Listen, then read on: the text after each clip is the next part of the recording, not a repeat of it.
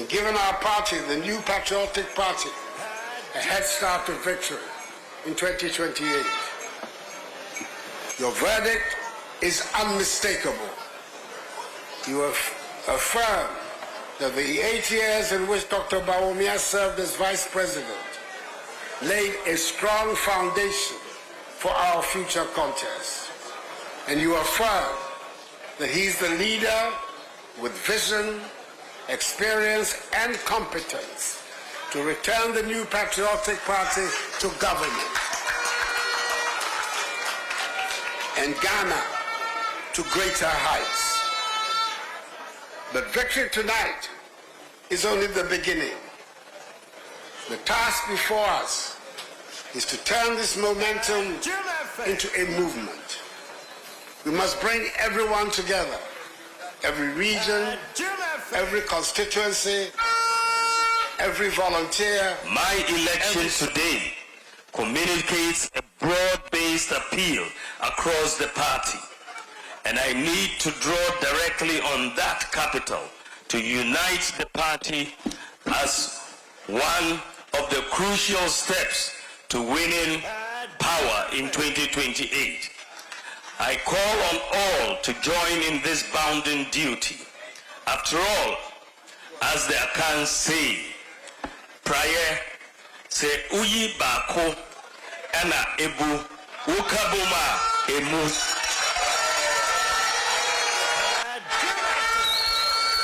United we stand, and divided we fall.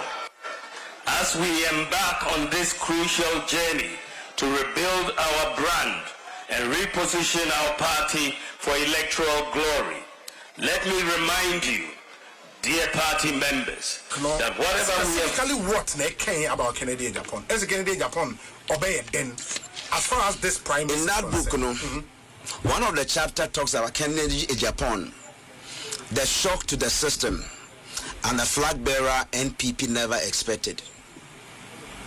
And that is chapter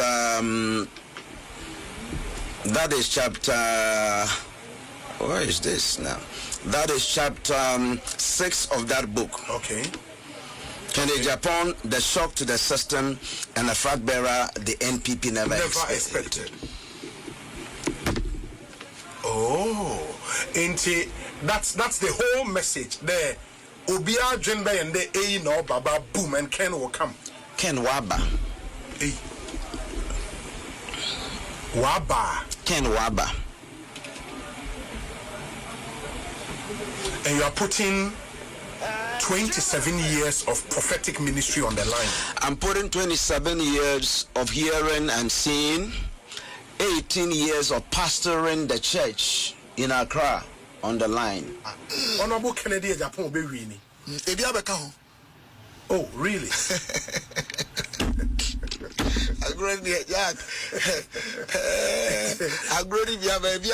It is your regions totally acquire saying out of 60. Calculate you. Calculate. You be winning. Western North. Western North. Okay. Western region. Western region. Central region. Central region. Greater Accra. Greater Accra. Volta region. Volta. Ahafo. You be winning Ashanti region. Ashanti region. Okay. 1, 2, 3, 4, 5, 6, 7. That's 7. Yes. Eastern Erding. Baby bi wo. Okay. Oti. Yentimi winning. Okay. Dr. Bawumia be winning. Okay. Baby bi wo. Okay. Maka Volta on. Yeah. Northern regions 5 in but this time averagely between 35 and 40%. Okay. So you hear Jumasu ye now Koeba Kona, if you go, it make any Nabu be a 0 near Adena, near Timima, vigilance ye, Mananiama to 2 years, you bring between 35. In fact, Bono East, Ede. Oh, okay. Ede, my Bono East. Yeah, by half, yeah, by far. Yeah, what can half? That what Bono no. Yeah. A 50-50. Okay. Asante region 2 Nina do be winning. Difference in them. And there are several things I need to say even before the service come to an end. But let me say this before I come and say what I want to say. I am already an encouragement. And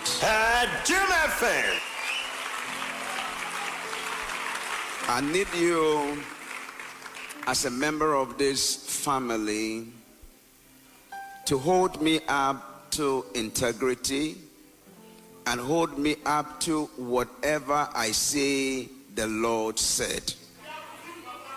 I need you to hold me up to that realm of accountability. For now,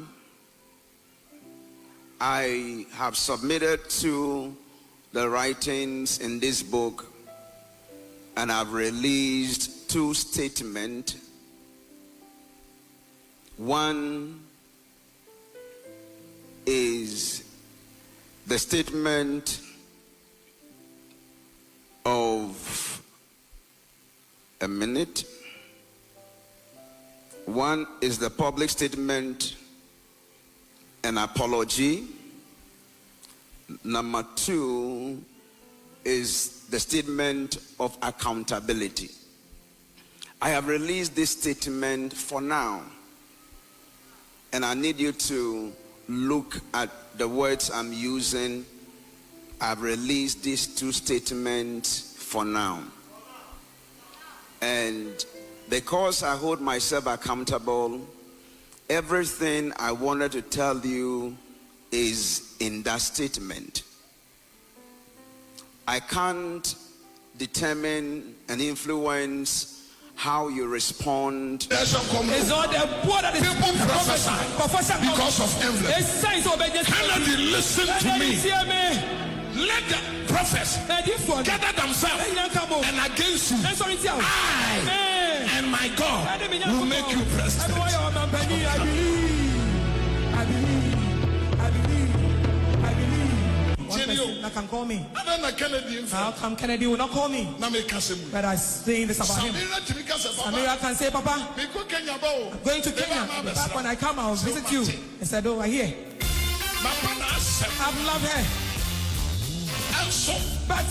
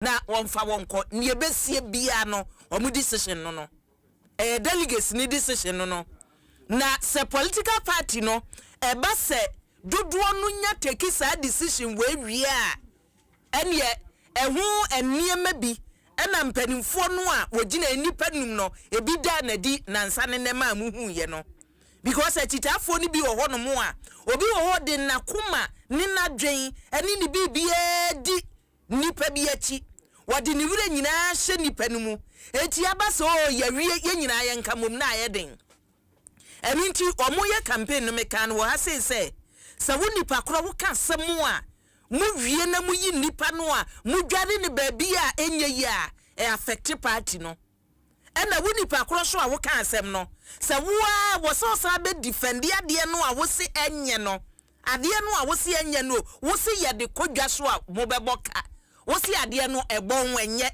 eti se wo ka de ye nka wie a ena se mu ko wie na mu yi nipa no a na afa hu se wo ba wo hu se wo ko hu ne wo ye wo ho ba ni nyina ne se MPP amanyoko na ye o madwen se 2028 elections no wo mo bedia banya se wo madi nkunim wa abato ye ebetuo mu a se nipa no etoma Dr. Muhammadu Bawumia no nko antimi entoma no enwene ye party ni nyina na wo se wo kabom because se bi gina ba bi o mu gina na o mo ye o madwen se o mbedwie gum o mo ye o madwen se o mbe sa niema ebe ha adwen eti omawie no se ne mpanimfo ni nyina aka ene ya wie no nipa no ayeyi no ne eboa no ene wutie minority leader de ayi ode baaye nipa eta na ti because ye ka constituencies a dodo na atoma onmoyamfo Canada Japan a afutu constituency nipa na wie delegates ni nyina wo se medie se wo nipa kro ye wadwen se ena menta na ti na wonye mi nipa na wonye mi nipa da chi nsu nipa wunya eti sa language no ampanimfo no ahyase woka baby omudi omani ahwe no se be kosa na ombetumi atufo saa se monkɔ ne saade a ene ya bia beboa mama floating voters no manya na mom se bi gina baby omugina na ne wo huro susu obehura kosi 2028 no a minim ne ebefiri mu aba eti abusua wonim se ansa ne ebekwa bato no so no na bi ya predictions ebi so se dabi ya seda kofem ya ye research anka sentini ya ye ka no ye mo ye siremu ene ye ka ena wonum so omo se omo de no ye hunhum ade nyame na yi kire bon eti na ebi wo hono mo a na meka na mabisa se ponya nyame fa so eye ne niema no se ye betimi anya se weidia wo hu ye nko weidia wo hu ye nko gisa asofo no na kire ye mu eti ye wie ye wo mo a research fo no on se bebre wo frɛ na ebi so okoriv obi bi ya research ni wie na asem no obi si o me nkasa kosi se da sei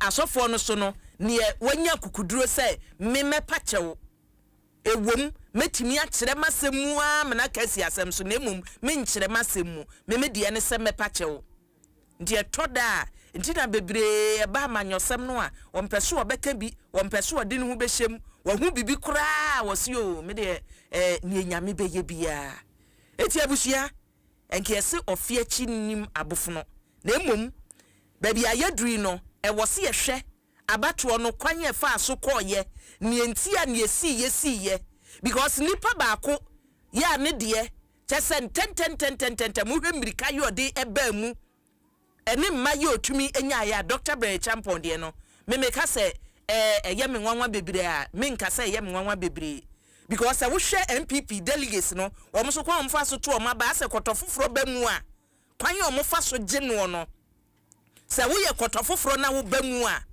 kwanye o mo fa so gye wo no soronko eti wo ahwe ya wo betimi agina no so no akase ma hoden so ba history hia papa me ma we example nkwachire ade animu kire se wogoro ho wonyinni esika nyina wo behye no because wo kwa animu no enka wo say bi a wo ba ne ya pagya wo etu wo kwa animu ananka wo appreciate ko na wo behwe na wo ba fam na wo ba fam na team obi fufuro sa be wura mu ane yakukuru no eti Dr. Brechampo de na wase yere se eye seni MPP fo ye wo mo niema ne se wo ba mu foforo a ya de foforo enti ye kwosahwe anase wei na hoden no eye soronko ya what obetimi dia so ne ho ahwe aka se baby ya medri baby ma mitumi nya ye enti no ene ye ka de guru hwe wa amanyoko no mu a se ye ka se ye ombedi amanyoko no anim a mi metumi afa one touch ebiribi beba ma matumi anya ne saa ene wose yetumi ehwe no na ye nam so se wode wutie ni we ya stekade de se wutie che se arehwemu a na ewom no ne so tie regions a na nka pe steka wo munhwehwemu no ohu bisa wo se yafa yafa na make say ene abusua ye ne Professor Smasapon from Kumasi to Kumasi Technical University and a prophet chair ade na ye ka woni ye nhwehwemu na prof de ende na wupia na wo se eye obi ne soma me se menya nhwehwemu no but se mete ho kakra ni ekonie ena ne o ka ye no so no se research obi bo pa se ya a different from ne wan kasa waya na se bia wanya sponsorship bi no waye eno na wo kwan abefa so de atudwa eti ne prof ha sei ya ne MPP amanyoko no so mpanimfo ni bi betwetwe nkomo NDC amanyoko no so e wo se ye je wo so wode na ye hwe ye kan abusua ye de aseda emma adwuma wota ye kire Franco Trading Enterprise ye da wase se bribia wota ye kire me production team no so de na very solid loyal list wo kwadwofodwo se ne da bia ye no no jamratwum akowa na ne producing from afar kwamkulenu oda fie kura production no boa na make say na America fo nyina produce bi bogus for school no ne wakohia nyina na so de beta akiri eti abedna go asante asiedu titi producer otachie dendenden na ne ode matum live wo Facebook na YouTube edu tete African na de me atum live wo Facebook na YouTube ti meken ukoho no mo asem bisa biada adwenkyere biada ene prof wo ha sei no wo de so person te research asia ankasa we no eye scientific one no enye ne nyame yi kire ye no ono ne de no book no no wabimu huhum de ende agise kire no mabisa no eti prof wo fi ase misumi din e de akua boachiwe yi Adom mo fra mi ABY mejo so na yentie wei na ye wie a me de ahyase ebisa prof ne ekoyie ne anto yie ten Honorable Kennedy Japan be wi ni ebi abeka ho. Oh really? Agroni yeah. Agroni bia abeka ho. It is your regions totally acquire saying out of 60 my calculate you calculate you be winning Western North, okay. Western region, Central region, Greater Accra, Volta region, Ahafo.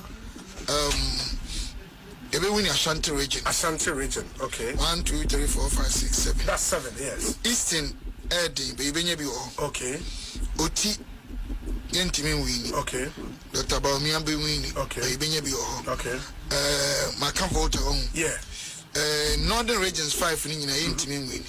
But this time, we are averagely between 35 and 40. Okay. Percent. Okay. So you hear adwuma so ye na nko e ba akona ye hwie gu wa itimi kan nyina bom obi anya zero ni ade na etimi ma vigilance ye adwuma na niam atoto ya ye benya between 35. In fact, Bunu East Ede. Oh, okay. Ede my Bunu East. Ye ba hafo ye befa. Ye wa kan hafo. That what kan Bunu no. Yes. 50-50. Okay. Asante region 2 ni nyina do be win no. Difference na nwa. But now no something body can be obefa but difference emwa ena me kase ebe win ya a prediction ene de minim de me sure eti abusia Dr. Steven Amwa won say wakyere wo ni nyina so no ene wode emaaye no eti nyina so yi omo keka niema bo mu ne wo ye nyina no abusia results no wate because me mete ye no ne na ye me nwanwa say ahafodie no bisa ho say before 2024 elections no wo mo koye no mo pre 2023 na ahafo say na wunya aye wutumi a region bi a wanya ko ewo honom no ebetumi aba se de na ebetumi am chese wagina wona so aka se region we yanya ko ewo honom but this time ye befa chese won kase ba ko osi ye befa Ashanti region se wohwe dudu a Dr. Muhammadu Bawumia nyaaye na chese be nan ye kodi Canada Japan si o Ashanti region ye befa Central region Greater Accra region de no na je se ye hwehwem ne ehu se de na see ye Greater Accra region because near course 2023 no na nka obi anim so Greater Accra region de eti da no na make asa man so Greater Accra region de bia the natoshi factor no kra no besa akoye ensenkyerani bi wom eti na ye bisa se the natoshi factor no ebedwi niema guye ebeye niema yie ni nyina prof wo ha se prof me gidi se watie unua Dr. Stephen Amwa ni nyina so no so te yafa ahafo yafa Ashanti yafa you cranch to the be as a woody or kunanim no one shall from crying. But not many maybe no so sincerely no yam shishio pa. Oh, some a bin frame so muyam shishio moon a crossing. Then I calmly tell them near me catcher a wound, say, Oman near my name, because I mean, Dr. Bawumia Bewini, Nakan Atosumino. No penny brain at Osumiensa. Send a yam shema. In fact, along the line, crowd me release me figures no. Now, Dr. Bawumia be winning 57.2. Now, penny Kennedy 24%. Now, penny Brian the Champion 16.8. Now, penny Educhum, I think 1.7 or so, 1.4. Now, penny Kwapneje Japan 0.7. And oh yes, na afidi I almost say omuntimi nyi because they are thinking na umaju yom say when you cry they won't say beginning on your 37% or so 2023 no and any research be abaya abakacho bu say so bet no and no cry dey say and no cry now you off cry and e bi wa afidi so na make coming shedan kan obabi ada me wa me regular madaroma programs I am me dada mo frame ne me kasa me wada programs am me enti pani ba ko ahyehye arrangement say o e bo no nsia ye do nsia kasa e bo mu no ye be fro ne enu atwetwe nkomo me wo ho na obi aframe me say adwuma wura a free production a free a free adwuma ho anyina level o akopie adwuma wura bi ho say adwuma wura ne say course baneso o ma can we news headlines mu say in the course of the Zumba free professors masapon na kasa oti emomum frame na so ne bone ne say like nya ne bone so de no musuo say bia say me bo figures ne so say na bia mabbo a chom na ebe bu umaba mu kra mo and that they are winning to send your opening sticker here they are winning they are fine. Mom pay feedback like usually people don't want say ye sheda say ye pese ye hye nipa no nkran ne na e bi so amomo de no say mo ka ne sa no a e ma delegates ni bi se o ma dwe say well so on be lusu di ade enti na wo say mko say me vote it is better is it possible oh yes it's me sure nipa ma people are mutimi frame say prof me pese me say ma ba no okay enti we hwehwem na e ko he I want to know the side that is winning then I join. And they sincerely because me nyasa course ni bia na meboa enko for free pa but me free me pay into bia for that I would advise you based on me koye hwehwemu no ne won saka nti se wo baby a e ho for second and the doors no be wi ni a you can join them say ne ntimi nkoye diakro say wo de ye kwaye you can join them near the but me I always give my advice free of charge. Sabio, yeah, boy to shape the national discourse. Because see, apart from that, Ubia was sending out who data for. So we share a video I mema African dia to sweet. Minua Bema no African was it last week? Last week. Ena meneno chese UK foi bi ba ye. Na African no dia tum. wohwɛ sɛneɛ ranking member si wuro ni suo panti na say nkranhye na bi wo ho no mo enwo se ba because na no se nyanyame ne show ni mu wohwɛ video yi pa minim nipa kra otumi ekacha oenisa che say bembe su and me bisa me say enti na arehyem na nidaso no wo mu sa say ye befa say original ono so atete see me de bia na meka o obi a won research team enti bia mo nso mo wo hwese na mo ye mo hwɛ mu ne ma mo nidaso ne na ehye mo ma mo nyinaso no but I entu obi de antwene o de fa count de no okay fa count de no me de me result me research report na do baby a me bobo so no yesa na meka se nkrofo frefrem bia obi a ne ofre a otie wie bia ne ode kwakoye ebi ode kwakogina so akomia na djuma wo ye mu but to the group that said say omumpe media na tie to the sense omutimi frɛ djuma wura say news o ma hyehyɛ producer hyehyɛ onum say be frɛ me 6:30 e wo news ne mu no say call abo ye say wo be kan ebegu ken campaign ti no ye ma o me kasakura wa yi so na me say munchu so e say me de me ne mutena ya che say mufo say ne ken ne ayi asema banti no ma maja ma da je twem na yenya nya dia ene I can stay off we nya big deal bia me ho ha no mufre ya ye news item no kama ye wie eventually cry no say me say obi anso say me campaign mo bia until I stick to my research. I don't even say anything na begu campaign na be here so I think say bedu baby no mbete na research na say first still na yente ase minyini Ghana for yente research assistant ye wo nipakuo miensa ye wo no ma research ne beto ho no mo hye da fa ekan ehu ne ombetimi de aye because research ne de ye de ne de ente se sunsumu wiase fo de no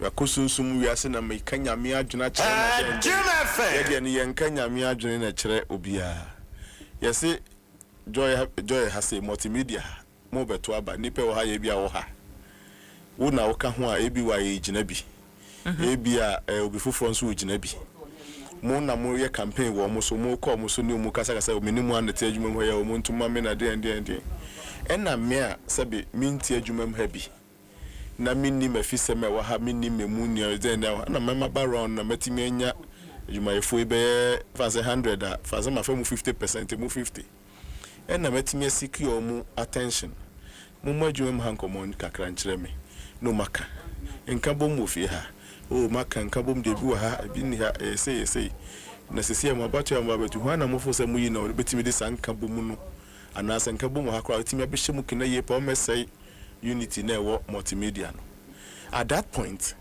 they will give you an answer you showing penifo me ni ya prepare dia ABY na ye de manual obetimi ahye sanka bom ye wo multimedia djuma ma emu kina pa ono mimisa no beto aba ma hwan na wakoye exasperated about it ye bon komo a okay now for say in terms of ABI yes penny corona mu yin no obeta ko represent mo ha meeting ya so be say one now for say o di mani mu ni ho crowd no say this lady being here there or represent here well and our interest is being represented very well e hono say nya wo a obeka obi foforo because en kabom do hu say na abetimi de aba na could do representation so be wa fan so be foforo so betimi aye ni pa yesa na we ni edin ya on tra o me yensisi ya bi wa na ni nya den ebi wa de na ni edin but me dey cancel na fi aba third one na ya me de ye marketability and popularity say ebi anka modie nka koye something that needs to be marketed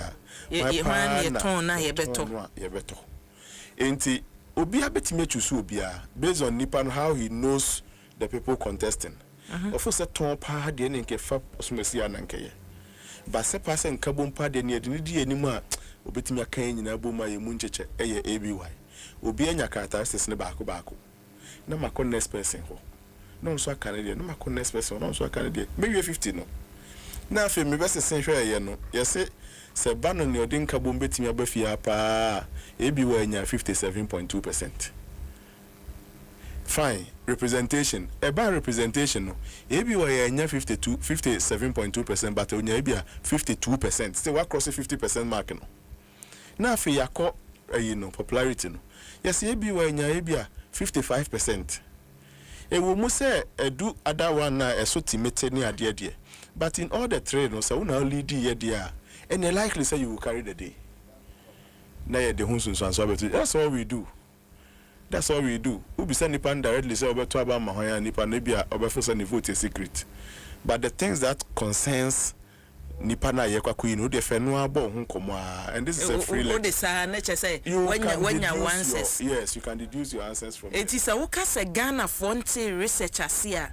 There's a way I walk in. Yeah, shop when you fast answers no. Yeah, resource now with the abana. Uncle your favor no. Near Betro Adapa. TBY, Sanipa Kumi and Sana Mekano. First group ready, Umbe kind report no. If you look me throw beside a church, Mukakra.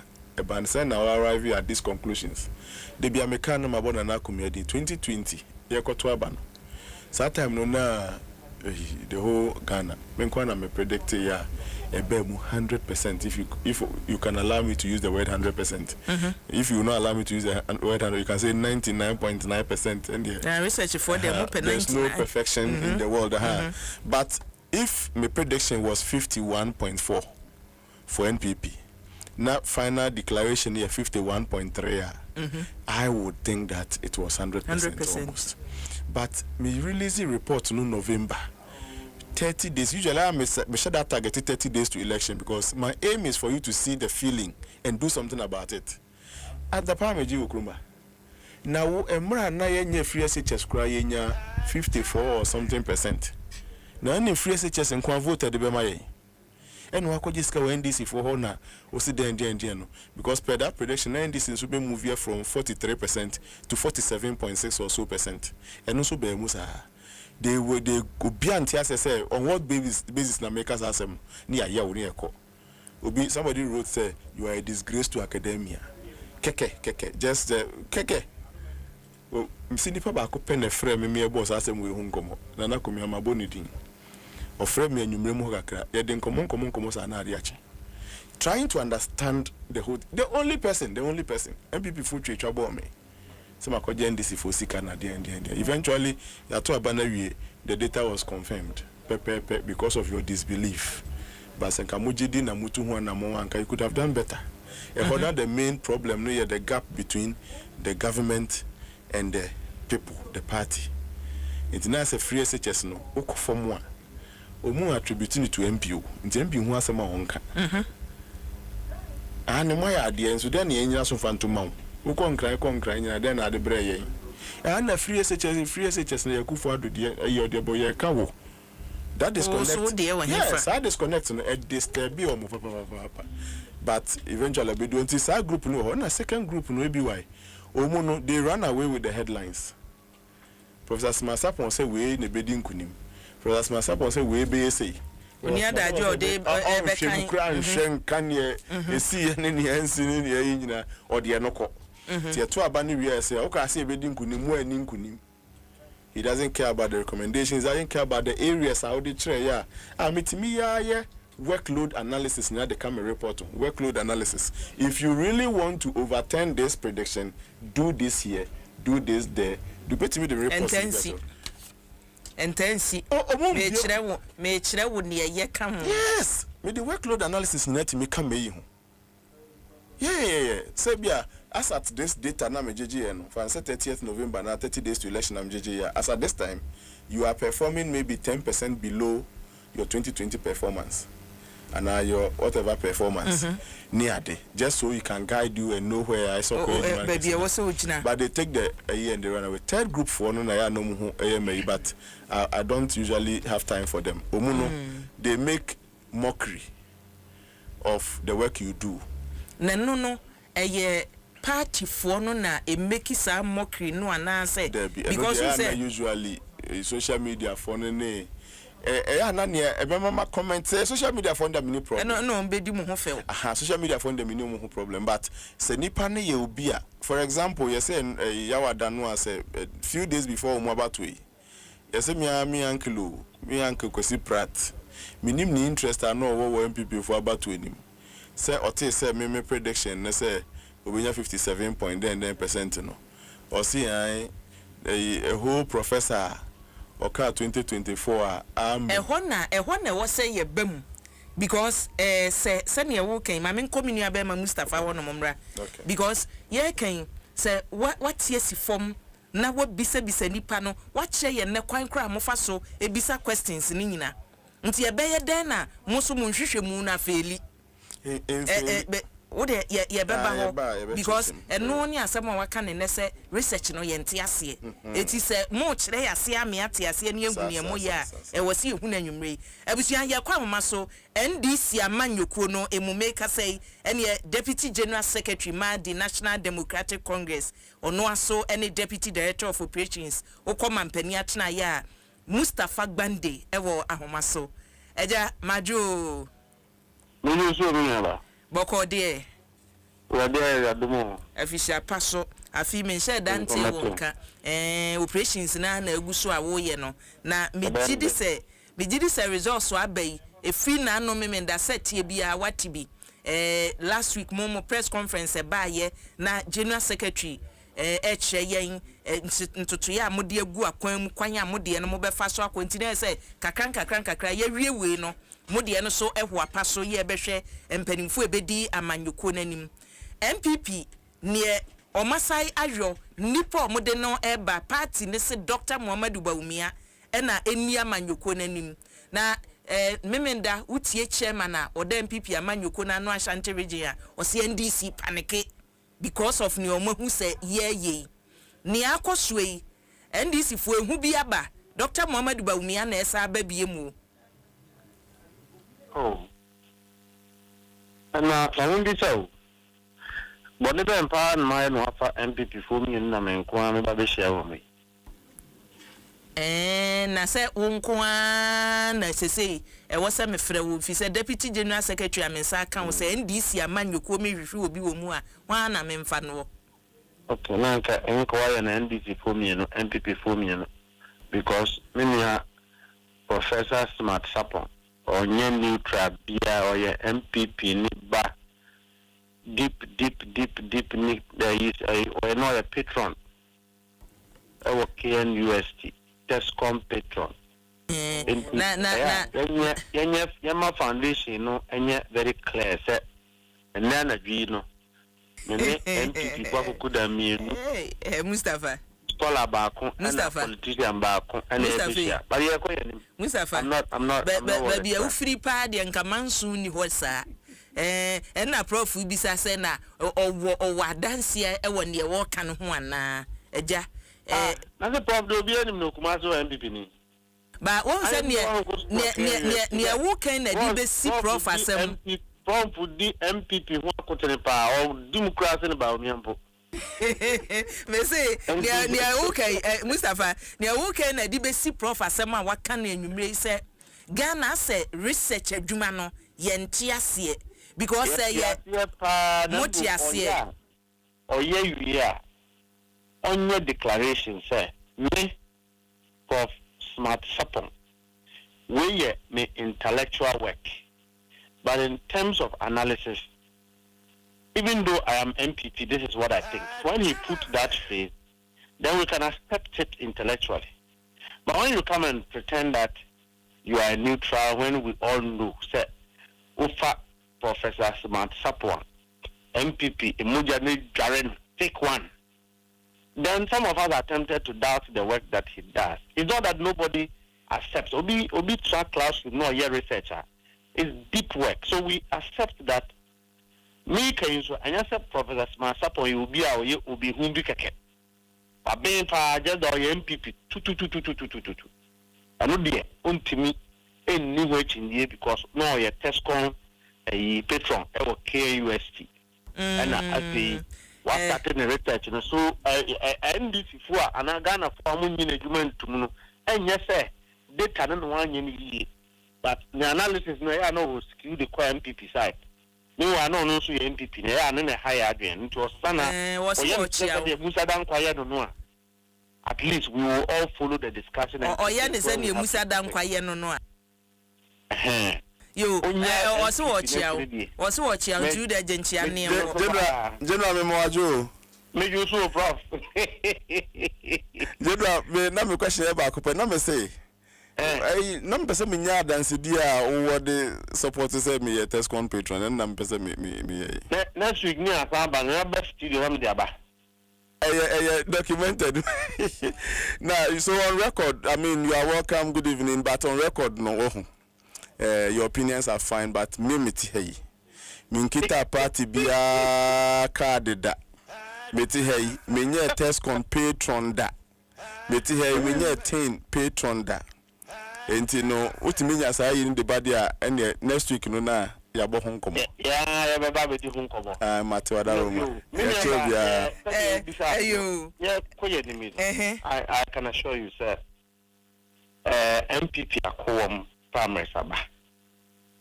But and someone a block MPP. And I want bra on the brand says see I read the say. Near Baumea or Queenie. Nanado na ejare no. Nanado na eshira no. Nanado na train no. In fact, enye nanado krank about me enye qualify so be MPP because o NDC need to. Nde ya na kan no ho asem kra na ye ne sebe kakra. Because me also adansi eni bi eche se Dr. Muhammad Baumi okita card. Na ko bisa ko bra Japan. Na Dr. Mahmoud Baumi ye nua. O MPP o NDC ni tu but wa be de ni MPP amana yi ti me ka kusisu se eye o man panyin dada na ado adaroma enunti ena ye nua Mahmoud Baumi a ebe ye running mate so we mama Rebecca free ho a yewra Baumi a ena nim na ado pa enti Nanado mpaboa no already ase Baumi a na mpaboa yi nso a ase afiti se Baumi a betumi a explain eniema Nanado di no 8 years e de akyere Ghana fo a eye omo asem. Number 2 se na ye tehe e di atemu a wo mu di wo mu ho atem no mama nua na bi ne of a prof say ya download this anyamani nyina messages, articles, videos edi ato a ye ba be ko nkurase abodi a kire Ghana fo sese amanyekuo bi wo ho na wo mu mpanyifo ne wo mu kuo ne mma etimi di atem koka wo mu a wo mu ne wo mu yankom yire ho ada wo mu a wo mu ne wo mu yankom mpna ada en wo baba ko pante kese na we sein na we sein sese kuwa sabi ontete panim no tie de oman hye wo mu sa eyiye ana yenye de ato ho say it be campaign so they must be ready to respond to those issues. And at 3 say someone one more kanyina dia fa wo mu no and no one more babiem abeka say ya primary say we nti yemfa za asem no nto nchan ana say obi say Baumi say odi no ko president anye yi bi wu say odi Baumi di president afula ni for bedos wo Ghana sansemu yi a wo makanyina yi akire na no Kennedy crowd what about me a liar until some of those people come back to tell Ghanaians and say, oh, and someone you can't no na primaries in Tia Kadiagro to say you are finding na reconciling to Ghana fui. Only as on to a bam nipa on your competent one. So I know you're number 3. Number 4. Prof, but dear dance yes say. Why yet research or politics more on an impact? There have not been a time since 1992 any political party in Ghana, in fact, in Africa for that matter, say, apart from our election cycle every 4 years, the stopgap measure is a national election, a equity president, equity MPs. Before then, 1 year to that election, all the political parties reorganize themselves and renew the mandate of their electoral colleges. No political party have done up bottom except MPP 2025. One of the illegal delegates because branches no omo open membership.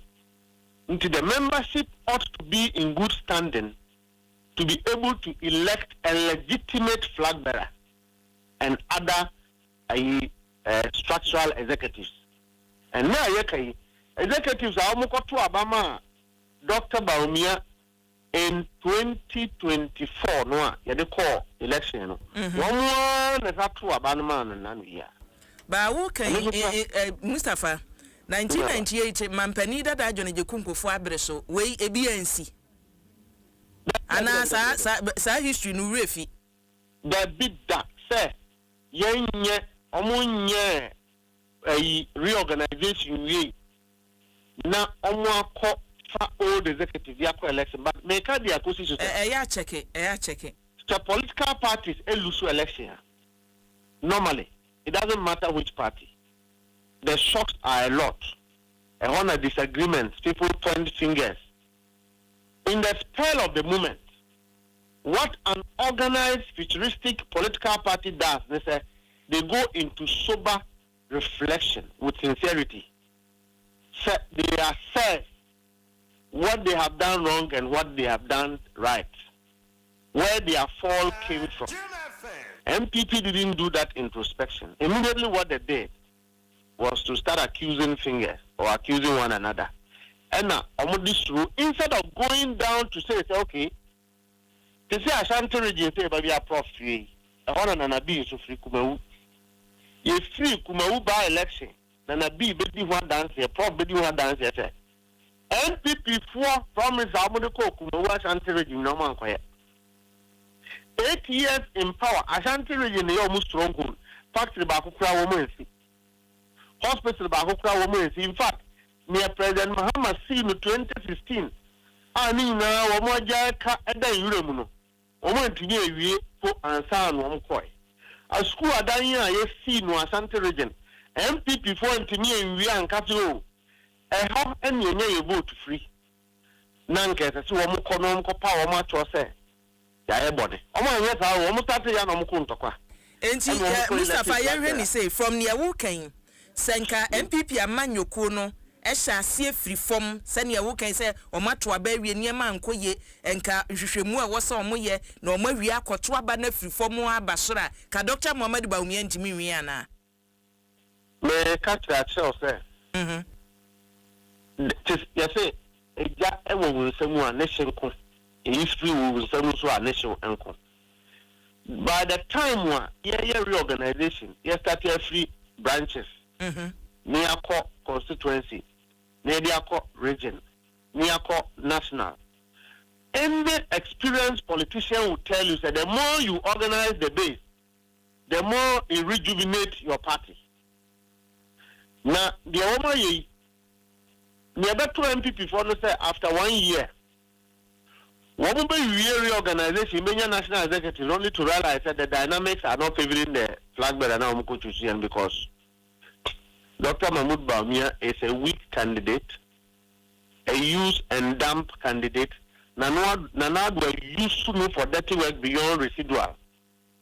3, he will inherit and then Nanado. So I say with Jumana Nanadwa, Baumia Nimba. So we share one go to national cathedral to kura wo madu sika unya na nado nchenwa Dr. Mahmoud Baumia na obehu no kanoporiata odin ho aka yire ni nyina kwadu ejina Dr. Mahmoud Baumia so they will find out that the party is ready but the candidate is not fit for purpose because it is not only substandard but it is below the threshold of credibility and integrity that one should possess in order to become a president of Ghana because one, the man has lied. Baumia is the first vice president, sitting president in the history of Ghana who is caught on tape in public lying multiple times. Baumia is the first person who has shifted from his intellectual strength into other areas that we don't know him to come from. Say prophet to studio, you name him say prof or a political scientist or a researcher. I understand. Now now we begin to critique Prof. Now Prof said that I'm a researcher, I'm a economist, and I'm a scientist. It is an inconsistent representation of intellectual acumen. And that is what my brother Baumia represents. Now, Mustafa, Baumia lectures day in, day out. Mustafa, and Yama will be swinging. Say, ye de betu mama nyokuo no ho a. Enso ye bi wo mu se ye de mampani dada John Dramani Mahama ekoye. Na anye ye na mo sa de no akobio na ba se o ye biem ye beto aba ne yi no. Ensem a nipa bi ene ne koye ka fa ne ho. Enye bia na yehu no MPP amanyoku emu so mosade ne baaye ekoi sa abre Dr. Kwabnado fo ne kwadwobo nsu ne woni e ka ho ye te nsem we koso wo mayimu eno no mamanyoku no ebi nsi wom sa wo beka se obi eye vice president na ne koso wa bra na oye vice nyinada no sa asobo no enye mampani mum na emum vice no and there was a Ghana for nim because president ne term aso woko enti sa asobo no momfa mebo mampani sa na ye no sa na mommo abreso no ekoye ebi sida Fonka games esida Fonka games abreso ne say see political party na ukurudi president and many no we felt to say President Mills at the time was qualified to be a president to succeed former President Rollins. And so, as of the status quo said, usually Rollins will whip everybody into line. The party revolted against it, and it landed us into insult. Our party got divided. 2016, President Mahama, who took over the legacy of President Mills, as of 2012 at Debano, and Nanado, Mumbetra, Kwedi, Ombesri, Omhunska, oh, Baumia lectures. Said on the President Mahama, Omubetinia, the Mohum, and Ghana for at the Kotumao. Naye Kunu, I could put them on contrast President Mahama. Ye who side did you attend me with that? And see where a party num say. Utimi dini patem se oba ede jakra na unhua na wade abeka on platform so. It is indiscipline, it is disorder, it is an uncultured behavior, and it is not tolerable around the corridors of power and governance. That is what I want to state, sir. NDC na yeka say. O di ya to MPP anye because they are tiye nkuuma no. Ya tete wamu a ye party mpanyifo a sabi edi party de kind. We have what it takes to call party members to order. Nanti say for MPP to reorganize itself and to clean their image, they should have suspended Nanado from the party to show to every single Ghanaian say, Nanado ne the ministers President Nanado ne the ministers no. One party no one for their tradition does not agree. And now ministers within the cabinet of President Akufo-Addo say and MPP are fake because what they did in government did not reflect the traditional and core ideals of the MPP. Number two, say the executives of the party should have been bold enough to bar every single minister of President Akufo-Addo for their open display of unethical political practice and corruption. Sir, the Oma a bubu party no bu party no mu ase nti ya ma omo kwan mo omo contest election. That is a way of cleaning the image of a political party that have been downgraded the way MPP have become. We in the NDC will not allow our party. And you say Mustafa in 2028 elections ebeko wo mayimu no say ye the constitution e the year or juma wo mayimu kasa new candidate na be free mama nyoko no maba because President Mama ne braso eti the new candidate obeba abe lead the National Democratic Congress facing Dr. Muhammadu Bawumia musha ehunim asembisa no ana muhu ni se obi obebe bia bra Baumia ye menu penyi papa. He is a very humble individual. Very, very humble, very respectable person. But when it comes to presidency, he's not fit for purpose. In fact, many opinion require more political than him. Udi Baumia esusu minia ba Samira. Samira is more of a politician than Dr. Mahmoud Baumia. Who more of a politician? No, yeah, nipa ben. Why politician? Oh, in terms of a friend saying integrity, in terms of political structure, I think that Baumia's wife is more pleased than him. He's a very humble man. Don't take that from him. He is almost the same as President Mama in terms of personality, in terms of humility. He doesn't get upset. In the midst of provocation, I found him very quiet, very silent. But Wamana Nadumo, a Yusuno, a team boys and girls, over Yusuno, and the D, dirty game, and Omuye no Madampeno. And then Anado, I pretended to be affair. He wasn't supporting Dr. Mahmoud Baumia. Obwa, Sena, or Tempo Management. You really are no back in time, so any man on the platform of the man speech said, Wanuno has confidence in Dr. Mahmoud Baumia. So Dr. Mahmoud Baumia will near. He will rebuild the economy. The question is, which economy did Nanado leave for the people of Ghana?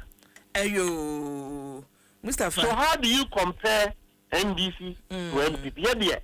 Yes, apart from the fact that Yeni party no, and my party ma enye. And Nasubanya MPP for Jawam party manner de Amudino. Yenya party in Manin Kosa. Apart from that, two, there is no way Ghana form po Ebeja ama political party be aye and near President Akufo no MPP Omudino 8 years. No political party will allow no political party will be allowed by the people of Ghana to repeat that until there's no cause of alarm. Mustafa on say modi no ma sha ase nkakra akra se ne na no general secretary e kan ye no enti ye behwe ne ye besie fi se ne ewusi kan ye de na anu yi ye to abawie ya ye hwa na chairman se wo koto ya na amamfo ani abere se na nye chairman ye to aba ma enti chairman koto se eti nkakra enchire mu beba enti ya nwumre de gina so na menna wase why Prof, now yes, I general. Oh, challenge. I'm not the most. See, Adom won't cry until Jambo Channel link here. Oh, be manage by my campaign office. Oh, me bank can be did you, my son. Who follow no research discussion. Send them where you can. Nyami Adom na modi ensu so ebe ne sa. You so kakra. You start bottom up. Ani. You na brebia no. Sa. The road to 19th December. Na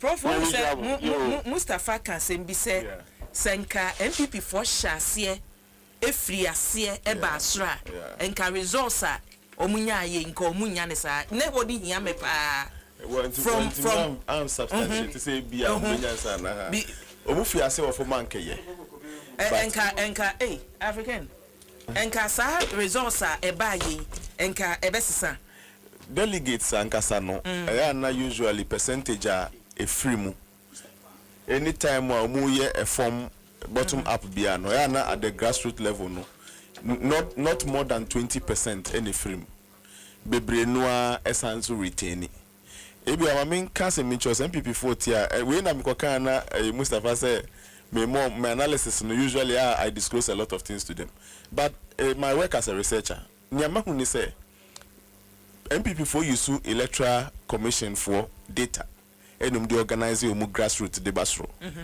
and they go by the polling station executive structure no mudi abasro and that you see beka say you 10 polling stations no then they go for 10 polling station executives.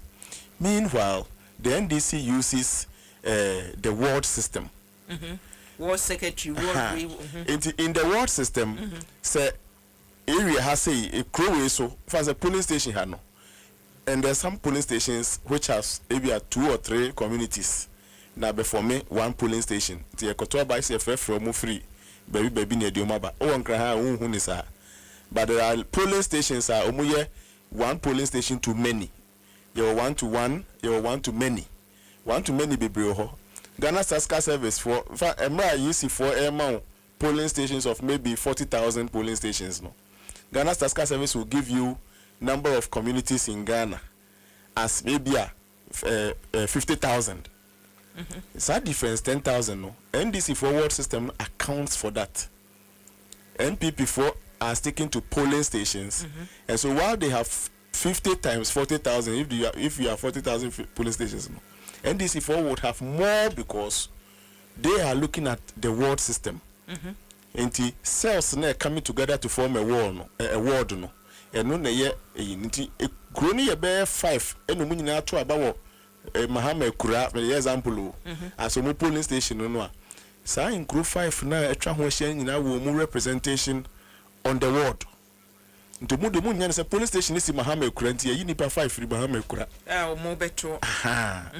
A ideas are bo a strike or more, they should check, and I can give them constituencies and the variation. For example, Mimi Krum, Amenfi East. We have, I think, about 180 polling stations, but 236 communities. You know what I mean? You see what I said? I have not planned my planning. I'm a person who catch MPP Nibia. Meet me a friend. I catch it. We went now for focus a power in this. I no general now account. So I'm more and for focus here in this MPP Munso.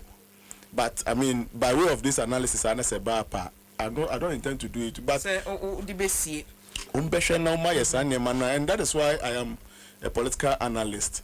Perhaps I see things better than mujina politics. So sometimes we and if there's a way, constitutional amendment, if there's a way they can learn the ward system, anka ebema ye frefre domwa. Unim say Kruno, and yet na will be neko from Bubu so already, or young member of the ward, unim se Haman Yenny, NDC for money bo. It do actually say MPP for money bo. MPP for money bo ends at the polling station, NDC for money bo ends at the community, and they should check the data. Gas service can give them all the data.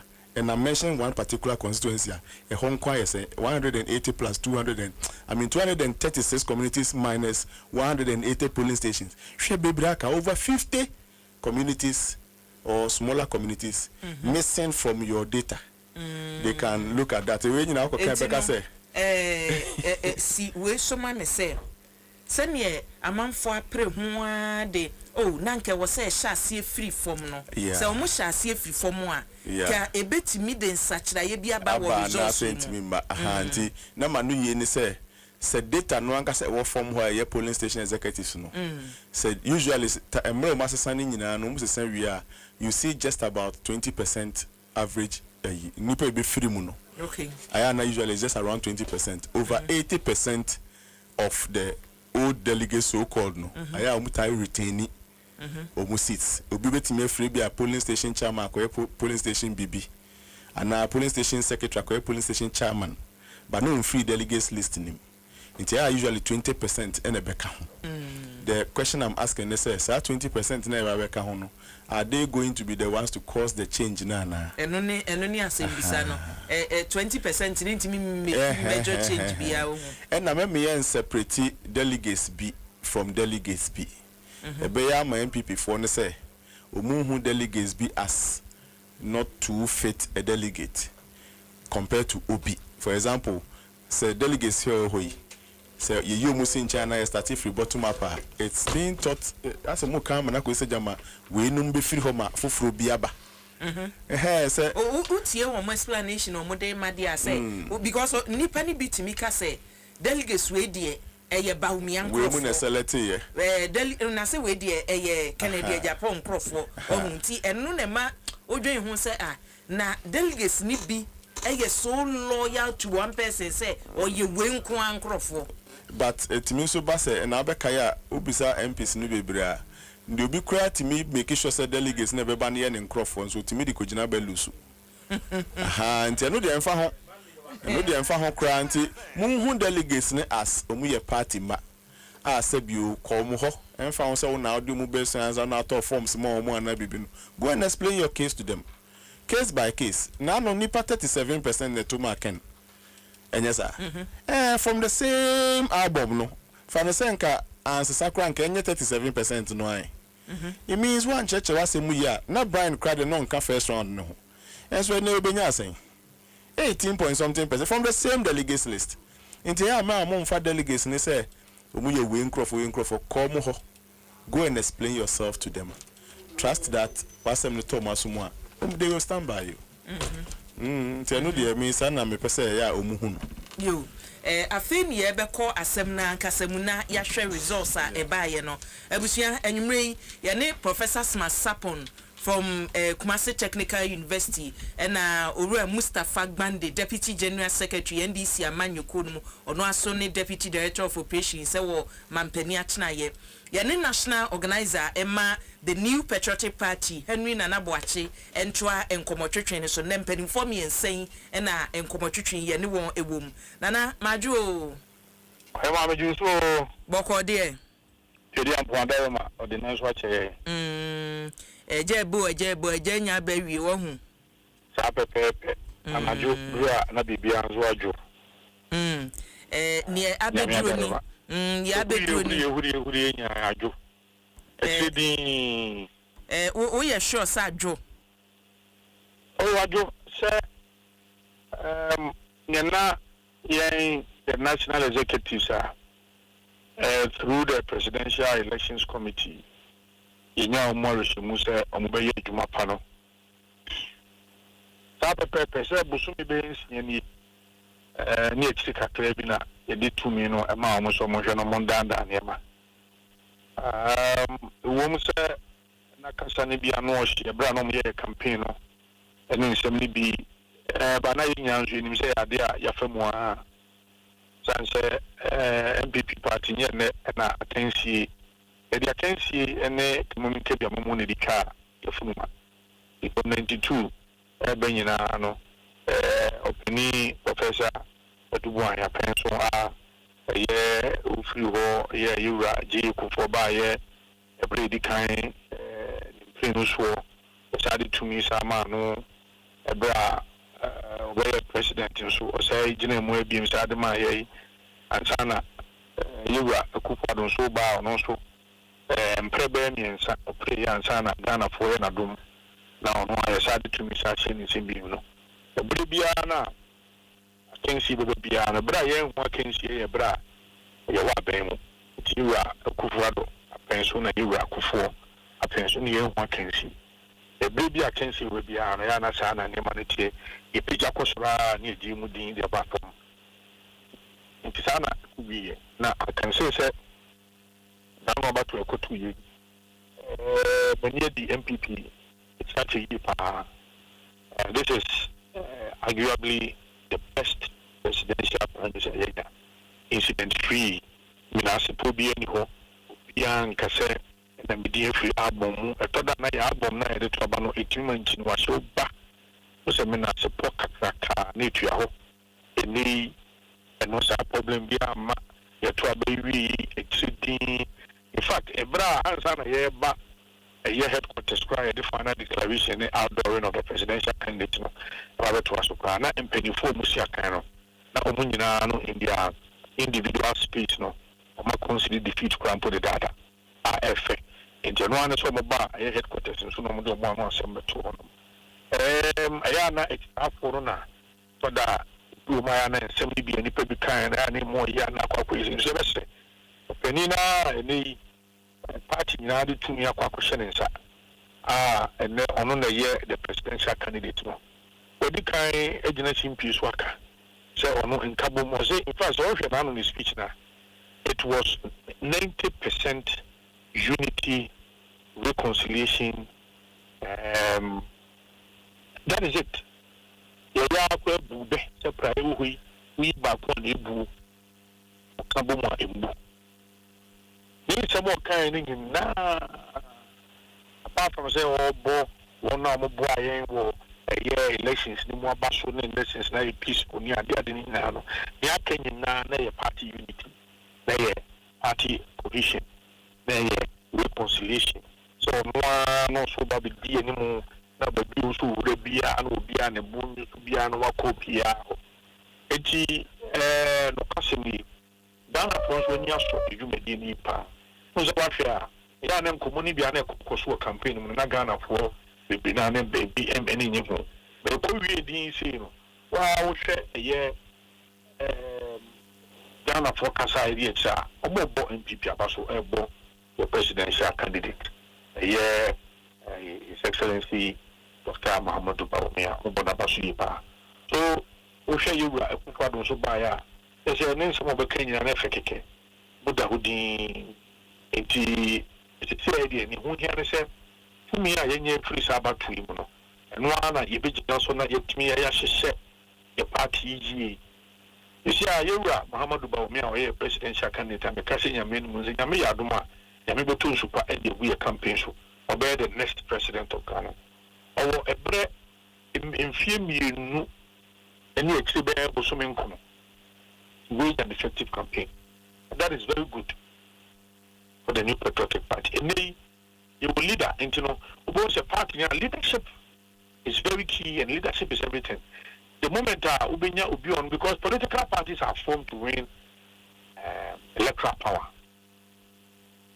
political so that you can implement your programs you know amanyo kobia what is oni so ade hunu se ubenya tumi na ogena tumi so na wo de asese ujumedi a opese o shema eye o manfo nti ene openi a ye no complete tumi ne yi na wi nti bibia no o wuja bibia to no be di openi na chi na ya complete that tumi no nti make say party leadership right from national level to the very base we are fully behind His Excellency Muhammadu Bawumia.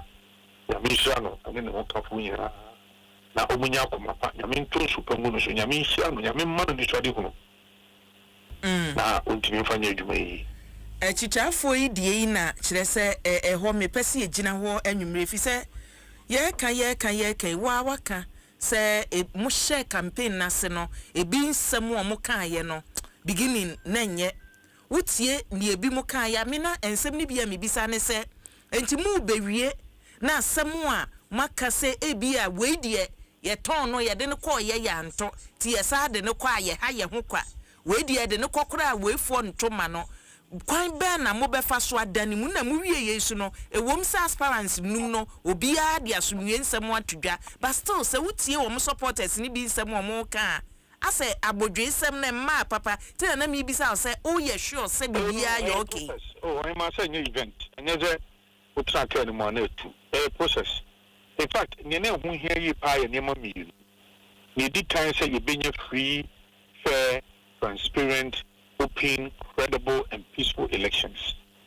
yamen chade inyaye no eno no nyanya no pa no asimbia ni hobium obi antimi nyine no so nka se no ntikwa amenti mo ase ana ne to so mienu nso ye empanimfo omo so ye nan a omo gina ya omo so ade akoma pa ebe gina ho ka se omo dia tum omo so results no saa niema mienu ye niema a major step towards achieving unity aye hiana saa niema ni nyanso nyame nchaade nyame de adom ye enti no ni aka nyina no de eye process na America no na no me ne ya ne kwoto ama enti nsem ni bi wo mabekọ so but trust me everybody will come about the show a flag in na ede akoye enti we no de na ka ho adwuma di aye di from 92 e ba se na bi kan e bra yewura eye je kufo eko ebi ana meta ka se ohima enei eye media na atwapete any social media and the assassin no kra because any social media no the would na panduri and as I would pa ko hamle ye wo yo hamle hu bia na hia ne se modita me no nyina wo Adom FM studio hono ma ibe hu bia it won so de thank you for that crowd MPP party headquarters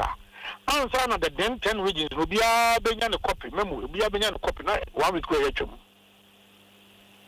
1 week we yetwem all the maka and once man na dia call and aye wo de fa na ko che wo de notice ko e ba krampo na de na notice wo tru ya na dia fa WhatsApp so straight obi answer ka etisa and that time near 2 from 92 na chitafo ni nya no heated arguments there na was so but na me no mienu cheche ye hu adenche ye ko meetings ana za ne ma ne ka no and they kind of platform so and the radio abunje kind of radio so and there be discussion first gbc nkwa ne ho o person kan wan se nkwa mpo na is bukiu ejene entese na no de no but na no de no enchi no ahyew ne e bi kire me ne me sma ka bi ati so sa be ne te ensa se bi ama you and so I call it the amplifying effect. It's no drop here and the media now amplify no. Na doctor the media now.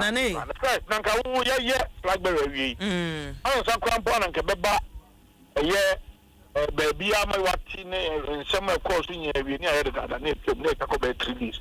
For this after now was watching once one other news person was working kind be. You know come we had a man but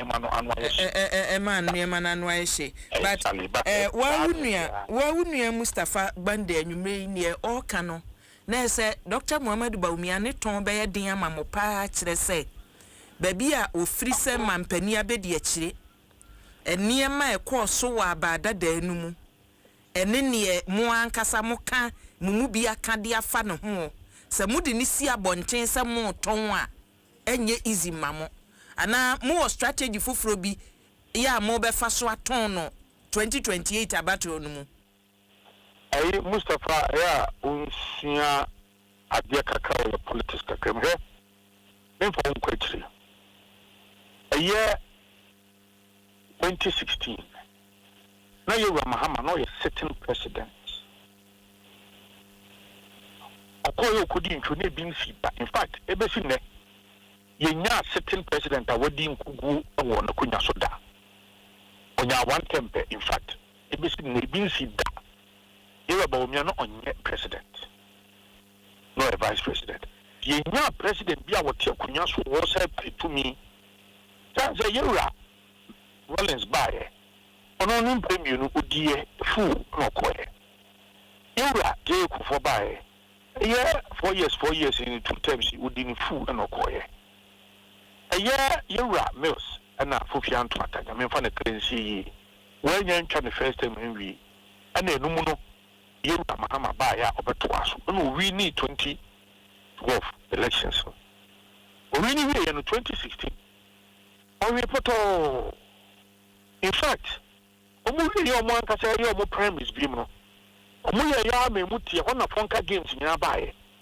eno mo ka se yewa Mahama de ye ni kwa nipa wodi nkugu ama na tantantan se de ye ni kwa enye yie ensem fata divi bad ye jana ji so no no mde ba yewa se din ketia sa abre hona na ye general secretary eno do mo ko di nkugu bonesa odu di nkugu bonesa no eni mo sa ni chairman class aka o se promote no etam se mi ni Mustafa ya wonsia de no Gomwani party mono much dynamics politics lankasa your start dynamics no because a sitting president will lose basa 1 million votes masa ko fana ba omodo ko 2020 no kwa ansa anye yie enti omo die so na mo hwe de aye mudi ende so yen so mo de so me na me kai ne say ono no atenten route aneto e di hwe na 100 treja enti omo no mo be ka say yewa Bawumia e to intimi ton san say yakọ contest bi no ono no kwa ye sitting president olusu ye e ma ye say ono konti in fact won kai say asofo bi kwa ka say ontimi ye president da na mo jakwa wo nsa what you want to be sir what we dim ko respond na mamo ede Samu it is a war party mono and no yewa Mahama nipa no lose 1 million ni nyen bi da no and no asaba bedi nkugu asaba bedi nkunima mu e mo den pa and no kuta overwhelming majority in parliament It's only one on three. Only one on no, near the party when you're away. Yamin Chadi, and that's how much you don't get ya. Also, the time is now. And then also, I am more appointment in Anno, quote 6 months, over party because you know what? The strategy is that Obia, when your appointment be our Abemono, Anya Biano, Obina Mount Sequano, Aben and Mount Sequano. It's of course I'm out Sahodia and your back campaign, Tiano. It's any of catch out says a woman set over contest, Bimudia. And you're resigning. So resigning on the power of the show. Send a buyer, you cannot campaign against him. You. Mustafa Onano, Obi Buzao said, Sinamuko Teki said, appointees, I'm already resigning 6 months before I sign a contested position in the party. Here are Mahama Yaweno. What's your one here? So some more money. What's your one here? Nana, motu anamon bako. Nipa wodi ani motu franka mowie. Eti yenhwe mo die leadership de no. Ye hwe ne be free wa ba ansa ne de akofem ansa na ma hye badwafo de na ba. Eti mu nyina so didam so. Ye di machi ne be koso obia no. Ya to aso ntidana ma menna wasese ne waka se efri sabri ekono. Eye nkamumu ene ntoto ya mo konti so obi take decision say da bi me de nkamumu ami mo se mo pay no ba bia me gina na me gina party ni decision ye den. Oh, there be many nisada. You go through this process. I can tell you for sure. And probably banana de ba kutia ya pan say you better be you know. Ye nya bre you bitimi akeka party no esi ani bio. We now know about 2024, even 2024 na emu kana ye to aba internally. Ye primaries, parliamentary. In fact, 2020 because of COVID continue. Your parliamentary primaries year no the same year 2020 na June July have been year no. And you know we no aboyama e benya bre and the kwan ama yetinya keka party. I can tell you the new patriotic party what society will be good kwan mama ye united. We are reconcile party no. Let me to me 2028 no. And one we are going. Till my main for Konya so. Na aye Dr. Muhammadu Bawumia, His Excellency. And then Okafunya Mishomo. Na mpedifon swa muka ho nyina bi Yura Kennedy Japan. By the champion Dr. Yaodichum engineer Kwabneji Japan. Swa no mu nyina se omutai na chi. Se onko nonko ji to me in Empire. You Party national executives, region, constituency, external branches are mobile. The party will be stronger.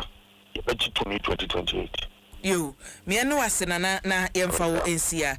Ebusia national organizer Emma MPP Amanyuku no Henry Nana Boache and Watson and Kano Professor Smart Sapon ewo fie ha prof de ya sheda ne no asie dwa because enkontabuo no mu ne kita wo mo eti e wose ye hwe se enei se Dr. Muhammadu Bawumia on kwa de na chita fonsi o che se 70% na ombo boom ba so hwe ba bi a onam no a o hanche mu aduonum hono mo a na meka no enwume ni se +1 no beka ho anu wada nyame ase because no na meka ho de asem heba eti prof ye hwe results ya Dr. Muhammadu Bawumia emo nya ye 81,559 Kennedy ohina Japan percentage no 55.58% and Sani aba Kennedy Japan de percentage wise 25.96%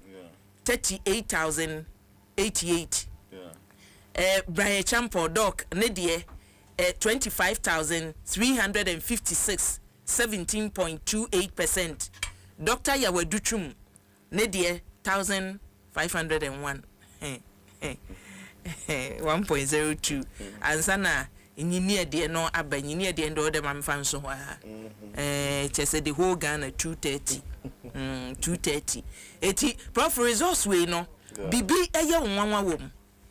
Okay, everywhere I'm say first one no 2023 no na nipa mienu pe and I'm fancy me front runners pa openi Ken openi Dr. Mahmoud Bawumia sa time no na openi adeni mo eni openi free yakuto mo na say ahode nche de ni so te say mpanifo mienu no ena CCAD konya mpanifo miensa bia no ma hoden wosro pa Penny Brian and Penny na mo po mo hwe ko ho because we say na mo narrow no down to Ken any Baumia. So yeah, conversation they all discuss here na history no only Ken and Baumia had some history. Okay. And home commodity na untimi fa Brian Meka because on go be there winning the first time wa woko. But in terms of enema ye hwe ye need the possible adidi na data nature say Dr. Brian Champion will place third. Okay. And to be beside near I shocking. And they say for example, me predicted 16.8%, so the baby third. When you're about 17 point something, almost 18. Now, even in my prediction of 16.8%, you know, now any baby so bit near we whole region. The whole region. Yeah.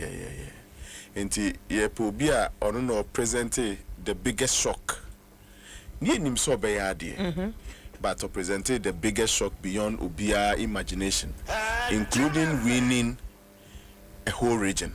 And e wo musa she dua no na Kennedy netoso mienu e no toso miensa de but ni mudro the impact no de the same because na ye to aba no wie no onu nya one region openi Kennedy nsunya one region onyas odi second it was 7 regions mu openi Kennedy nsu di second it was 7 regions mu into umabo bracket say ye de mumun kuntebu ni akoso na sepa obetimi aka second year but person tia say pa emudro ni umabo bracket eno na de bad the message omode e call fem so is it about the message Dr. Brechampo de call ye na emuedu etwasumu ana say na me kan bibisa say MPP so no delegates no ba mu fofora so me do hweba oh na che say yaje watum because yaje watum kura we no ebiti sa logic no say ya jinipa no etum no enti ne message ono ne de no wo say me na mikita party no the financial support efitete se munnimu a okanya koka say a whole region kra no members of parliament mun so mo senya because ono ni message that's how me hu no media my support party no eno ko fam na ejuma sem no nso ono de em say na ni message ne Kennedy de na ekopepepe no munyina aka jobs because we see me wo nyuma we so say me wo nyuma okaya ba ko bia na emesere po say oba no asesa ni nyuma no ho niema ni bi dia bekere mo emu kita no ne gari ni ne gari kita no anwa kakra na kada wo ti sadaka kameso me de ya ba so another de che de wanti they were doing virtually similar campaign in nyuma sem no na e wosoro agriculture yi onu se wa ya agric minister pen o ho nim de no obetimi de aye Kennedy so no ka agriculture sa dia se kasa ni nyina fa se kope na omumienu nyina so no bi anim say we so weska and they were doing almost the same thing near me feel say a boa Brian over Kennedy who say Brian no ono so a firebrand but a refined diplomatic firebrand than a Openi Kennedy the end say ba and you to me a Canadian like freely or career now or forget no ko Brian so the politeness kakra ne basrin sem no ne presbyterianism no or the can hold the polish no eno na kan na nko oduasem no sa me pa cho say o ya boya like I say obey your crowd be po acho dia your so akra pen for zuba they are the same only that one is a refined version of the other obisamia no wonder omutimi compete sa na check baby a Kennedy we ni ye nyina fa necessary omu pe Kennedy type of person enti voter region 2023 we ni ya ene omanya ne refined version ene nya me nwanwa se ho otimi we ni ye ena osanso benya na eastern region nso about 6 constituencies ebeka ho baby bebre ho no Kennedy nya ya na rather na o giving up no lose voter ya make we lose ni nyina dia ma Brian Dr. Mahmoud Baumia eventually placed even second voter. From first you lost it the first position and you couldn't even keep the second position. Baumia takes the second before you take the third position. Say Brian to me idea now it is because Anne Canada Japan or no, they are similar. Businessman business, but Bako presenting as a refined version of the other. And now, the type of Kennedy, let's go for the refined version of Kennedy. And if there's one person, Brian inclusion now affecting the Kennedy. Okay. Kennedy. Nesenka Brian Nima enka Kennedy performance ne be koso asense na ehu candidates no still ombepe obi oye refined version. Nti firebrand ne ye but refined ne kakra dra ho to makakra bi nanka nipa ne ye nti no onimu a anka still no, and I am thinking said they will still have been looking for something refined than the first idea, but eventually why are there wabemu make a strong incursion. Emma who say wama Kennedy Morano echo from pa me sure say Kennedy ni team no o many enkosa Dr. Mahmoud Bawumia because anya hwekwa ne de no so take a free 67% eba the current 56%, but eno kra ne the nominal analysis no I share the impact in terms of the nominal. We bet me Jan ka say Dr. Mahmoud Bawumia vote swati senior Mr. Senior bi wa he see find the impact ni mudro na Dr. Mahmoud Bawumia ya dear papa. This for me is a massive endorsement. Why am I saying that? Well, new sister uncle do 70, okay number na because we new sister we new 70, but me be see emudro no actually won say emudro no number 1 na abehwe dia kan say emra obi elusu ne regions no onu timi maintaining all the 14 regions odi mu nkonim no ono this region bi ani hono mu a olusu ye emom no regions. For example, offer Ashanti regional the last time no 44 or increase ko 45. Offer Central region the last time no Kennedy nyamu 19 no kita 4 and the Central region kro no wenya 8 wenya 4 abeka ho. And talk about the percentage as one thing, but check the impact. The impact is organic. Western region, if you say the last time no, now Western region na okita 12 constituencies out of 17 na Kennedy kita 5 and ne waje 5 ni nyina okita 17 constituencies flat. Emra o yes anema we nyina no na some 7 constituencies bi ho no mu a e ho ye stronghold that will be antimi amu awura ho ankwaje bibia ho. 7 regions na e ho ye stronghold na obi antimi anwuram no otika ho, Savannah ka ho, Upper West ka ho, Northern Ankasa ka ho, Northeast ka ho, ena bono ene ahafo nom ne ade obi antimi amu anwura ho ankwankwaje bi nti omo sese no na omo ka se ne maso tie no should look at the numbers again. So summary ya to abawe 2023 no na okita 212 constituencies and no didi nkunim nya 67% no na ABY sisi na 67% na is equal to 212 constituencies and na yes 56.48%, and so dikita 232 constituencies odinkunim 232 constituencies mu. Enti first no name say aboa no ene a spread it.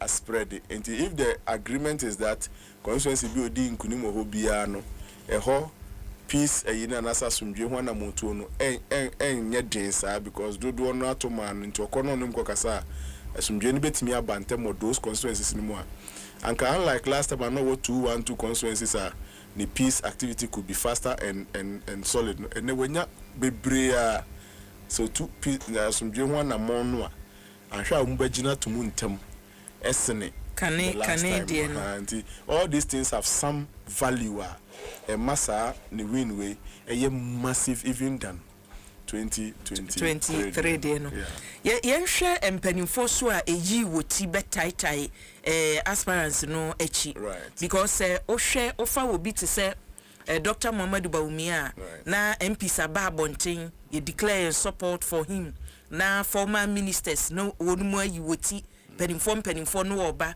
afei ye kwa animu na ohwe Kennedy Japan so a ebi so aye bold no maba Dr. KK Sapon no ayiniti Lord Kwame no ayiniti na atoshi osemeso mayimiti eba eti se ye fam penimfo e betimi aka so mo anhye da nye nipa mo manyi omuti amo mo a Dr. Bray Champon say man hu akuku dem bi edi na chiri onya bi ente se penipa na okita openi Kennedy mu 2023 ye openi Kwame Owusu sensu kwaku maritime na say yonko brebo ne yonko pa ono ebedi Brian echi enti no obi ano no manage Kennedy ebedi wachi at least wanya nemu edu baako MPs nso onya MP baby constituency no wini wa Ashanti region esunafo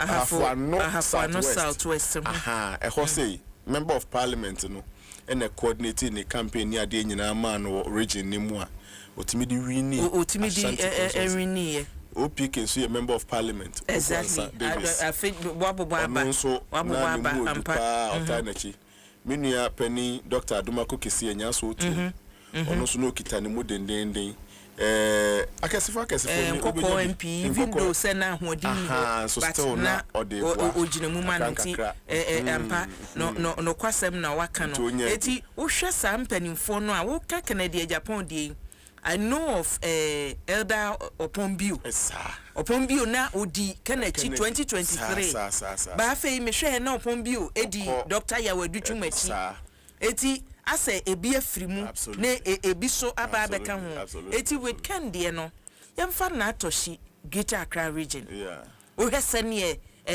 oba mu na chese o kasa wom eti me na me hwe Greater Accra region say na atoshi fatay ebe ma Ken because ye hwe Ken performance in 2023 the no a Greater Accra region he did well. Yes, Greater Accra the last time no out of 34 no onyamu 15 but onyanya 19 yes and so na ye ka say but omia Greater Accra ababenya mako 29 from 19 to 20 we are gaining 10 constituencies more. That's an atoshi dia na anyewu nti mame ka asem in fact wo hwe in share so sticker ehwe mame na atoshi ehwe omumaka na you see we unu abema oben Western North Alfred and the former Rocky, the former Western North regional minister named Penny for Nebem. Ebimnom bano a different version of Kennedy. And those people I respect them a lot because he quoting the spokesperson on Kasati Kennedy. Maybe Sir Rocky I can say on Kasati Kennedy. Enti Rocky boko nani ananka mehwehwe ne say o ba beboa me amfa me honye example come with bibia mini never be compliment me medien that's where they got it wrong na sister council be kasa second saadia na to shinsu be kasa second saadia do you get it? Don't let your leaders firebrandness overtake you. Come with one sole version. I guess our yes usually moment association no. Tanya kunuma umunchisa kwesa for wabesa umrane. Wabesa umrane. Try to go and compliment Nipano. Memma Nipano send your tiano. Don't go and copy. In fact, it means you are sorry muma as of unketuan person kasa access of penny. As of unketuan no. Go and compliment na munye nipa mua. And no sure one more mukasa yina they drew more vote to Penny Kennedy than those who also started throwing jabs. Now said the team is a jab throwing team. Unnecessary. Openi nato she say, Obapa nato she say, ne dia me feel say obey ya amwa. The necessary attacks on Dr. Mahmoud Bawumia. Na say obiya be attacking Mahmoud Bawumia na. Fan say the Kennedy at his level. Say no the level was so saying Obapa nato with all due respect I mean. But don't go and join at that level and say so Openi Kennedy et me attack a year. Onso betimi attack. Entina say enye message bi no de call from ho ba bi obedu bia ya attack. And as I said be oye Natoshi Greater Accra no a. Now I was thinking say Dr. Mahmoud Bawumia was very solid Greater Accra team. o de ase nti no de match ho a na to she tema west MP3 Titus honorable regional minister Titus Global because you can 2023 no sisa omorin ne ye wo ha Titus yi na koma Dr. Muhammadu Bawu yes nti no obi wo ha obi so obi wo ha ejesowa former mayor so no so wo ha nti also wo ha Dr. Muhammadu also had some solid guns who were also doing Elizabeth Saki Munina wo ho oh enram me hu man pani ba ku bia na me hu ni ba na kokko bi saa wanyini si ade nani afi isi ade wanyini afi papa Ajiri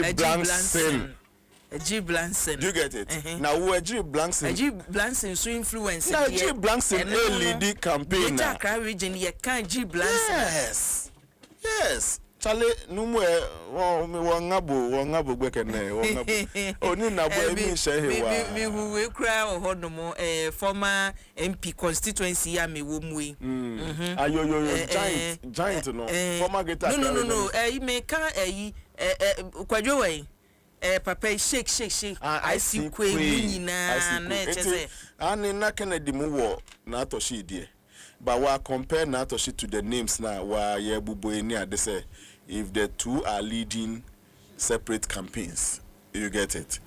And here for the impact in the betimi. Yenti, oh my idea, and I think say, oh babe boo, I made advice and no babe boo, I don't come and behave like the person. For different behavior, we bear the babe compliment nipano. Nyina omubaya omwanya yo mbesta so mbe to bo ba park ne so me hu say me nua penis te kai me nua te kai yi ne ho anu awet man ka say oye kremoni na man ka say oye say man ka say oye say o ka den and in communication everywhere una your communication in communication so ka say wie na just one sound be chirema as if the people who were listening did not hear you it means you miscommunicated that's all the tum one ko kasa asem no kwa na anya den no akwasa fi de mika man kan stika de yen kasa mastika onu a se wo se o nanti free nkran ekọ hamile ko yi ne ho you do it engineer owo adwuma ye won say no I think say never be sad na going forward there's so much no mu here but that is not to take away the victory Dr. Mahmoud Bawumia di and oya ade he wasn't on a silver platter mo so do baby no mo so mo hwehwe omo say obi no man hojo no until mutu aba ni wie one important idea me pesa ye kansa ne aso ye nde eden ya ye beka eye choosing the vice right choosing the vice meaning say no so just ye ho researcher because omunya wie se pa manfo atiasimu o ni maintain ne po na ebi so dia ba na ne your chances are more nti enwose esade ne ba and when you look at our amanfo chupi to Dr. Muhammadu Bawumia fie hono anope mete wa na mhe na say agenda we agenda 2028 na amanfo mu obi pa che say ye ne ye yire ne aba ye wo ho wa hwe ye influence pata eti na me hwe ade na na say ade because nipa no kwa o che wo regional me free and ne metumi dia ba on board absolutely eti was say Dr. Muhammadu Bawumia ebeyi obi a obeboa no a eye region no eye religion eye nipa obetimi di doma bre no because ebi ko ye wo hwe resource na ebi de na say constituency only one constituency absolutely eti kwan be no mo fa so choose vice no well medical aka na you see na ni obi no mo so mfante masene say I am a political analyst metimi ye research because me a professor of research.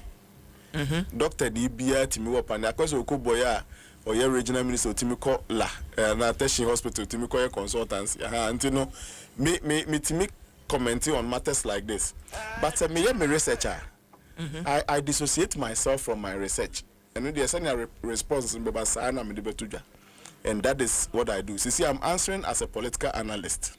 What I'm saying is Dr. Mahmoud Bawumia went through a certain pressure of how be moon na nipa be do obia na na bia de na chidi na ba mpanimfo bi se na aka ya ne ade famu a oyi opani napo no na aka barely 3 months or so or 6 months or so to elections nigga say enya de keto enya adwuma keto trying to satisfy everybody who comes to you Intermediate na ma adwene mu a anke hu hia so san so say na daje to start that process all over again.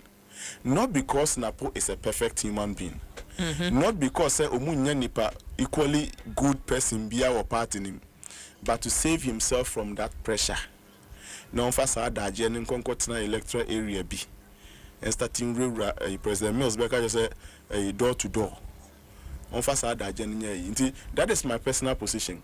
May your research na se dodo onu adwene yo mu say on Fawemra, and also we will discuss it. I'll wait for research.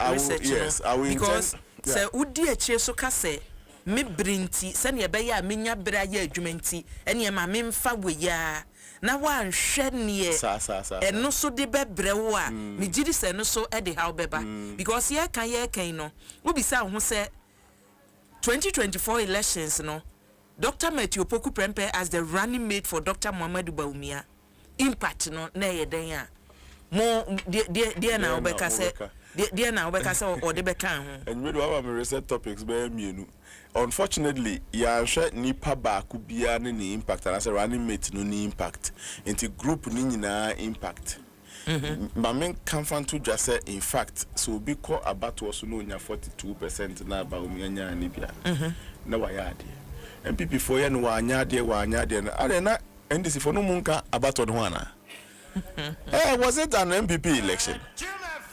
Ya pre ni April. Obi e serious no ye ne campaign ye sen wa. Nipa no bedi nkunim. Nyame ohyira adwumaden. Enti media mi a conclusion NDC for ye harder work. O many bray about no sen MPP for they did harder apart from say na the pressures of 2024, 2023, 2022. Economic hardship ne amemo ni musa na ne mu aye hia pam finance minister ye pam no ye say na nado ne nsem bebre na ebe mu na apart from ni nyina achi no sebe na nkasa ne ma ni nyina mpo ni ho mpo a anka it was going to be competition kan ye ndisi na egohia no and just for adwumaden ne de so me ready so mbe ne free mobile ne omu nyina obi akakra ka hu de bae eno na obia oyi ne ho fruit campaign na na makwa abatwa ko lose say hwan mo ne course abatwa na hwan mo ne ko lose da de lose no sata na o ye de ya o de wan kwan ko wini ebia mwa mi wa bia kro nye kwa enti munyina mo de nkakra na e ka bom na be kese no enti media me I think say everybody must bear the cost of the loss obia uniformly e wo mu say me no ye adwen say the flag bearer running mate no he could have done better. He could really have done better, but the timing for the selection no sane mani nyina no anya intina me de me hwe ne say senka ono nyame na domuma yi ntem sisi in terms of reconciliation ne den nyina oni excuse e break akra won anim enti se ono so on obeyi sa de so na free o ma mu mesala e woni puna no na way from openi bi se onya slot makomako 5 na nipa e pray ne ho mwa se MP ya be gu ni fi ho no mu ye be 200 ya semu o ma 5 no ye no aya atamfo wa make enemies mako ayi omo maka ni nyina be na atamfo enti che no na wunya problems na becoming a little complicated na amanfo ni omo yere mu anopetutu ni aba ani o beba pa ese ni pa no utim se second lady dressing bibia ye de eba gastima na de na adwenche free bekum na eba se bi why wo be kai se last week ranking member betena wo studio ha me catch ya so okoto nwa no ma metie ranking member kasa na me se ono so atas na bi no de nam na emwa no wahuni akosie eni se omo edi ahwe ho poto no master planner Junior Kentampo CBY ma memmo Dr. Muhammadu Bawumia abaso the next president of Ghana 2029 inshallah ebeye adwuma na misro running mate ne de eye now eye animanimu ya na wo se eye na poso we enye chini bia omo maintain no na emma ne manye easier ewo 2028 abatro ye bekoso no emu master planner Junior Kentampo ne de ya ode aba eno no ena asante cheme de ye ode aba wo se akwie me hu ne se wo se mampani ba no obekirem kwan yo fa so a dollar no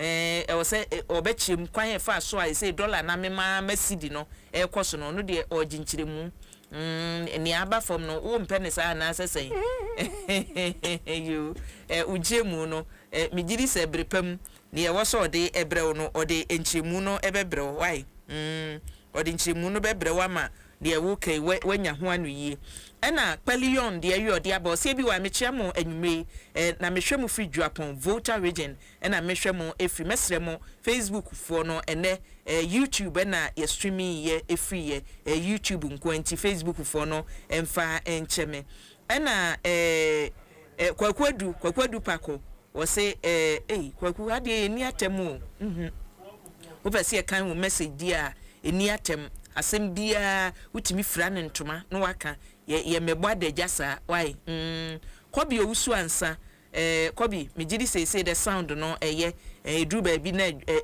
saa 16 no enamu agoro ho a wanhwe ya wadi block nti edu ho na wo say ye mute sound no kakra wo de becheyen abusia Dr. Smart Sapon doc yi de men free what da professor Smart Sapon enough from Debia me can say doc no kwa anya sem ketwa na prof eti Professor Smart Sapon from Kumasi Technical University ene no esi adwa won say anwumre wachem o say onya research anko o san ye political analyst nti apart from the research no obeye no o ka say ne ebesie eno so otumi ekomu bi eti prof anwumre ye da se papa ene the whole day minim say enough for nyami show sene wa ye sha ase okaye no say koba say mu ye statement say research Ghana for ntiase a say ya ntiase a da bia madwuma no